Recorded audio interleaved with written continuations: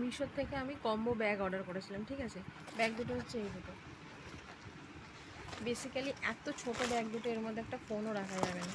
তো যথারীতি আমি ব্যাগটা দুটো কম্বো অর্ডার করেছিলাম, মানে আমি 4টে ব্যাগ পেয়েছিলাম, ঠিক আছে। অল রিটার্ন অপশান আছে। আমি যখন রিটার্ন করতে চাইছি তখন এই রিটার্ন নিচ্ছে না ব্যাগটা। তো আমি তখন কি করব, অনেক কষ্ট করে রিটার্ন করলাম, ঠিক আছে। তারপরে রিটার্ন করার পরেও আবার আমার টাকাও রিফান্ড হয়ে গেল, 570 টাকা আমাকে রিফান্ড করে দিল, যেটা আমার দুটো। পরের দিন যখন ডেলিভারি দাদা আমার জায়ের পার্সেল নিয়ে এসছে, তখন আমাকে বলছে যে দিদি, আপনার যে ব্যাগটা রিটার্ন করেছিলেন ওটা একটা কোম্পানি রিটার্ন নিয়েছে, কিন্তু একটা কম্বো আপনাকে নিতেই হবে।